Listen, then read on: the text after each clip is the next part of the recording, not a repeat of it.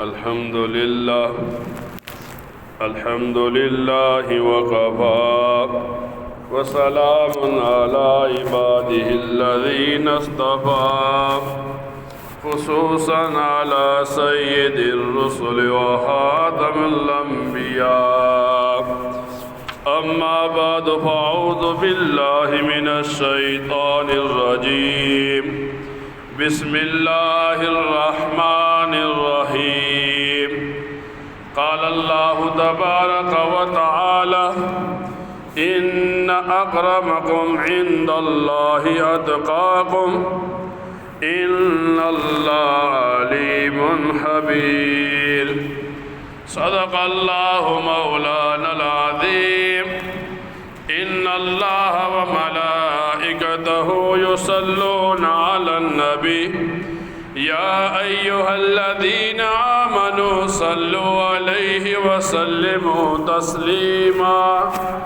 اللهم صل على محمد وعلى آل محمد كما صليت على إبراهيم وعلى آل إبراهيم إنك حميد مجيد اللهم بارك على محمد وعلى آل محمد كما باركت على إبراهيم وعلى آل إبراهيم إنك حميد مجيد۔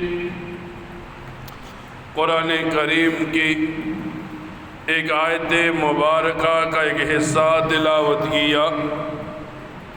اللہ رب العزت ارشاد فرماتے ہیں ان اکرمکم عند اللہ اتقاکم، بے شک تم میں سے اللہ کے نزدیک زیادہ عزت والا ہے وہ شخص جو زیادہ متقی ہے۔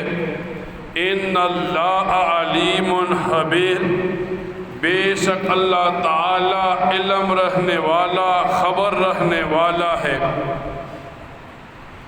دنیا کے اندر اللہ تعالی انسان کو بھیجتا ہے، پھر اسے کلمہ طیبہ دے کر مسلمان بنا دیتا ہے۔ تو اب یہ مسلمان اللہ کے ہاں اس وقت عزت والا بن جاتا ہے جس وقت اس کا تقوی زیادہ ہو۔ تقوی کہتے ہیں اللہ تعالیٰ سے زیادہ ڈرنا، زیادہ سے زیادہ نیکیاں کرنا، نبی کریم صلی اللہ علیہ وسلم کے طریقے پر چلنا، اسے تقوی کہتے ہیں۔ ایک آدمی سوال پوچھتا ہے کہ دنیا آخرت کے اندر عزت والا کون شخص ہے؟ تو قرآن کریم کے اندر چند مقامات پر اسے بتایا جاتا ہے کہ یا ایھا الناس، اے وہ لوگو، انا خلقناکم من ذکر و انثی، ہم نے تمہیں مرد اور عورت سے پیدا کیا، وجعلنا شعوبا وقبائل، پھر ہم نے تمہیں قبیلوں والا، خاندانوں والا بنا دیا۔ لیکن مفسرین لکھتے ہیں اللہ تعالیٰ نے قبیلے اور خاندان دینے کے بعد بھی بتایا کہ خاندان عزت کا باعث نہیں ہے۔ فرمایا اللہ تعالیٰ نے کس لیے یہ قبیلے اور خاندان بنائے؟ فرمایا لتعارفوا، تاکہ تمہاری پہچان ہو سکے۔ ان اکرمکم عند اللہ اتقاکم، اور بے شک جان لو اللہ کے نزدیک عزت والا ہے وہ شخص جو زیادہ متقی ہے۔ اور ایک مقام پر اللہ تعالیٰ فرماتے ہیں انما یتقبل اللہ من المتقین، اللہ تعالیٰ متقین کی نیکیوں کو قبول فرماتے ہیں۔ اب آدمی جب دنیا میں آتا ہے تو دو راستے چننے پڑتے ہیں، یا شیطان کا راستہ یا رحمان کا راستہ۔ اور جب بندہ رحمان کے راستے پر چلتا ہے اسے متقی کہتے ہیں، جب شیطان کے راستے پر چلتا ہے اسے فاسق و فاجر کہتے ہیں۔ علماء کتابوں میں لکھتے ہیں اللہ تعالیٰ نے شیطان کو پیدا کیا تو کچھ حکمتیں اس میں رکھ دی۔ مثال کے طور پر علماء لکھتے ہیں کتابوں میں، اللہ تعالیٰ نے آدم علیہ السلام کو پیدا کیا، اولاد آدم سے دنیا کو چلانا شروع کیا، تو اب اگر یہ آدمی آدم علیہ السلام اور ان کی اولاد جتنی بھی تھی یہ دنیا میں آئی اور صرف حق پر چلتی رہتی تو پتہ نہ چلتا کہ حق کیا ہے باطل کیا ہے۔ اللہ تعالیٰ نے شیطان کو پیدا کر کے بتا دیا حق کی طرف۔ اللہ تعالیٰ کے پیغمبر بلائیں گے جو کامیابی کے راستے پر ڈالیں گے، باطل کے راستے پر شیطان بلائے گا جو جہنم میں ڈال دے گا۔ تو فرمایا پہلا یہ کہ اللہ تعالیٰ نے شیطان کو پیدا کر دیا، تو پہلی حکمت یہ کہ کوئی آدمی باطل کی طرف بلا رہا ہے۔ پھر علماء لکھتے ہیں کہ جب اللہ تعالیٰ نے شیطان کو پیدا کیا تو مسلمان کو اپنی نیکی کا اجر پتہ چلا کہ ایک بندہ جب گناہ سے بچتا ہے، اللہ تعالیٰ کے احکامات پر چلتا ہے، پیغمبر کے راستے پر چلتا ہے، اسے پتہ چلتا ہے میں گناہ سے بچوں گا اتنا ثواب ملے گا، میں نیکی کے راستے پر چلوں گا جنت کا راستہ آسان ہوگا۔ پھر علماء لکھتے ہیں تیسری حکمت یہ کہ اللہ تعالیٰ نے جب شیطان کو پیدا کیا تو شیطان کو پیدا کرنے کے بعد یوں کیا کہ آدمی سے گناہ ہوتا ہے تو گناہ ہونے کے بعد اگر وہ رحمان کے راستے پر چلنے والا تھا تو اللہ سے معافی مانگتا ہے، اگر وہ شیطان کے راستے پر تھا تو وہ اکڑ جاتا ہے۔ تو اب اگر وہ اللہ کے سامنے روتا ہے، گڑ گڑاتا ہے، گناہ بھی معاف کر دیے جاتے ہیں، جنت کا راستہ بھی آسان کر دیا جاتا ہے، تو علماء لکھتے ہیں شیطان کو پیدا کر کے اللہ تعالیٰ نے ایک انسان کی نیکیوں کو بھاری بھی کر دیا، ایک انسان کو نیکیوں کا اجر و ثواب بھی بتلا دیا۔ پھر علماء کتابوں میں لکھتے ہیں جسے ہم شیطان کہتے ہیں، پہلے یہ عزازیل تھا، ایسا کوئی مقام نہیں تھا دنیا میں جہاں اس نے سجدہ نہ کیا ہو، لیکن پھر اللہ تعالیٰ نے اسے عزازیل سے عزت والا ہونے سے شیطان دنیا کا سب سے بڑا بدبخت بنا دیا۔ اس کی کچھ وجوہات علماء نے لکھی۔ فرمایا پہلی وجہ یہ کہ جب شیطان نے گناہ کیا، گناہ کا اقرار نہیں کیا۔ اب ایک آدمی دنیا میں گناہ کرتا ہے تو اس کے زبان پر، اس کے دل میں یہ بات ہوتی ہے میں نے گناہ کیا ہے، مجھے موقع ملے گا میں اللہ سے توبہ کروں گا۔ لیکن اگر ایک آدمی گناہ کر کے گناہ پر اڑ جاتا ہے تو گویا یہ شیطان کا جو راستہ شیطان نے اپنایا تھا یہ انسان بھی اپنا رہا ہے۔ فرمایا پہلی غلطی اس سے یہ ہوئی اس نے گناہ کیا اور گناہ کا اقرار نہیں کیا۔ فرمایا دوسرا اس سے غلطی یہ ہوئی جب شیطان نے آدم علیہ السلام کو سجدہ نہ کیا، گناہ ہوا تو اپنے گناہ پر ندامت نہیں ہوئی۔ آج ایک مسلمان، آج ایک انسان سے گناہ ہوتا ہے تو وہ اپنے دل میں، اپنے نفس میں شرمندہ ہوتا ہے میں نے اللہ تعالیٰ کی نافرمانی کی۔ اور جب آدمی گناہ کا اقرار کرے، جب آدمی کو گناہ پر ندامت ہو تو اللہ تعالیٰ اس گناہ کی توبہ کی توفیق دے دیتا ہے بندے کو۔ فرمایا شیطان سے تیسرا گناہ یہ ہوا کہ وہ اپنے گناہ پر شرمندہ نہیں ہوا بلکہ گناہ کیا تو گناہ پر ڈٹ گیا۔ اب ایک طرف سارے فرشتے سجدے میں پڑے ہیں اور شیطان گناہ کر کے کہتا ہے میں آدم علیہ السلام سے اعلیٰ ہوں، شرمندگی بھی نہیں ہوئی، گناہ پر ڈٹ بھی گیا۔ فرمایا اس کے بعد یہ ہوا کہ شیطان نے گناہ تو کیا لیکن گناہ پر توبہ نہیں کی۔ ایک انسان سے گناہ ہوتا ہے، جوانی میں گناہ کیا، بڑھاپے میں توبہ کی توفیق مل جاتی ہے، جوانی میں گناہ کیا، جوانی میں توبہ کی توفیق مل جاتی ہے۔ یہ توبہ کی توفیق یہ اللہ کی مہربانی ہوتی ہے کہ انسان کو توبہ کی توفیق مل جاتی ہے۔ فرمایا جب شیطان نے توبہ بھی نہیں کی تو اب یہ اللہ کی رحمت سے مایوس ہو گیا۔ تو ایک مسلمان کی رہنمائی کی گئی، اگر شیطان کی یہ 5 غلطیاں ہمارے اندر پائی جاتی ہیں تو ہم نے ان غلطیوں سے اپنے آپ کو بچانا ہے۔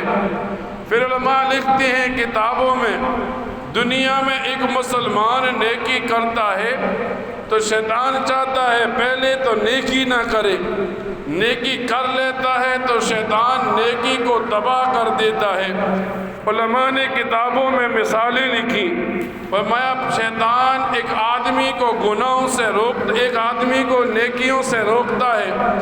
مثلا عصر کی نماز کا وقت ہے، شیطان کی کوشش ہوتی ہے اب یہ آدمی عصر کی نماز نہ پڑھے، عشاء کی نماز کا وقت ہوا، اب شیطان کی کوشش ہوتی ہے یہ آدمی عشاء کی نماز نہ پڑھے، بے نمازی سو جائے۔